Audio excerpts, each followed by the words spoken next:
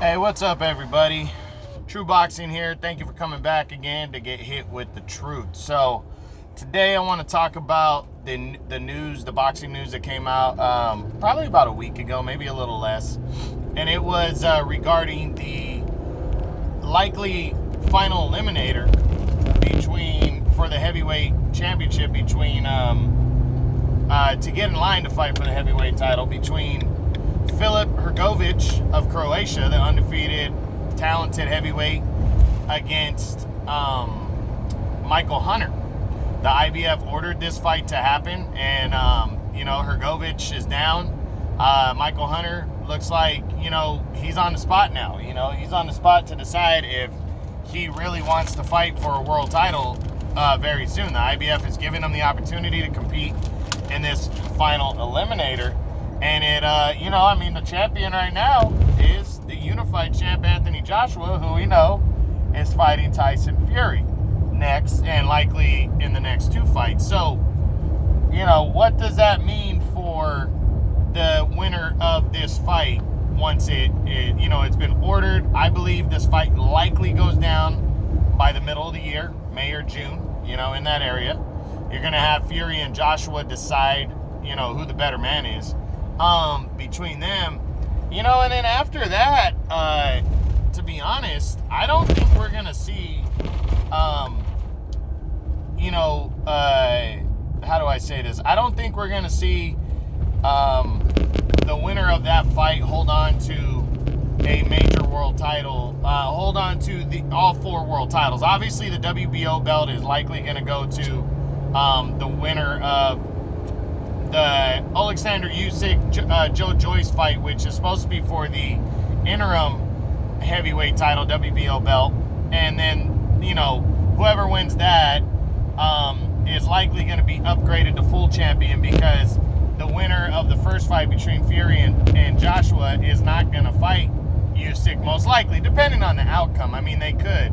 But the IBF title, there's a good chance this belt goes vacant this year, because once they decide an undisputed champion, I don't think the winner of that fight, as long as it leads to a rematch, is going to care about giving up one or two of the belts, as long as they hold a couple of the titles, which the WBC will allow them to, the WBA will allow them to. They're not going to strip them. The only belt that the winner of that fight, Fury and Joshua, is going to have to worry about are the two belts being stripped, is the WBO and the IBF. And honestly, the winner of Hrgovic and Michael Hunter is going to be the last option, in my opinion. I really think if, say, Fury or Joshua knock each other out, right, and knock each other out so bad to where the loser doesn't want a rematch, between the two.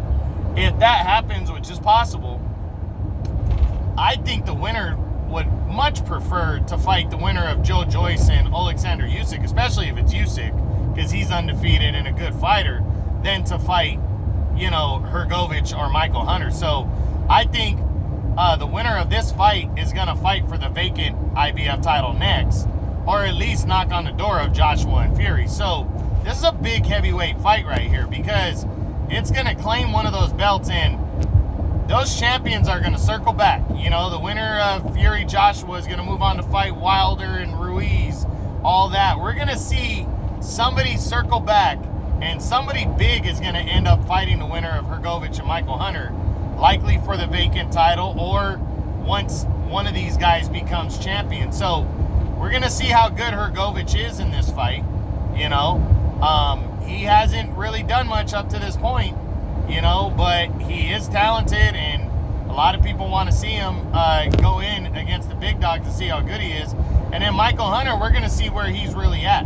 Because Michael Hunter's only loss is to Alexander Usyk, and that was at cruiserweight. And he gave Usyk, Usyk soundly beat him, but it wasn't the easiest fight for Usyk. He got a decision in that.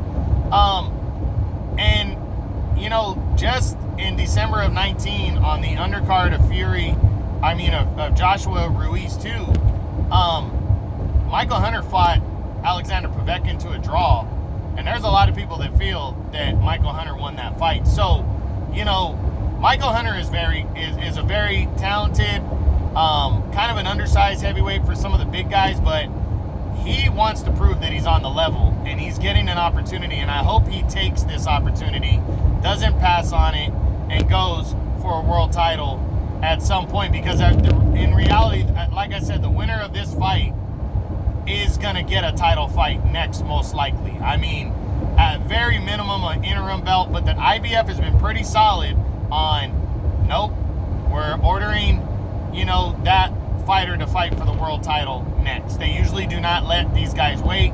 They open that belt up, and once an undisputed is decided, again, I don't think Fury and Joshua, the winner of them, is really going to care about the IBF belt. They'll be like, yeah, go ahead. You know, I got undisputed. I got that claim. I'll hold on to these couple belts and give up this belt or give up these 2 belts, you know. So I don't think the winner of that fight, once undisputed is claimed, is going to care. Even in the rematch, I don't think they're going to care. So, you know, that's it on the news. So hopefully we hear a date and, you know, of when that fight could happen. But I'm really looking forward to it. It should be a pretty good heavyweight battle that people are probably going to overlook, but I'll keep you posted on it. Any good, solid heavyweight news, I'm going to keep you guys posted on that at all times. All right, guys, so that's it. Hope you enjoyed it. Give me a thumbs up if you like it. Thumbs down if you don't. Positive or negative comment, I'll chop it up with you. It doesn't bother me.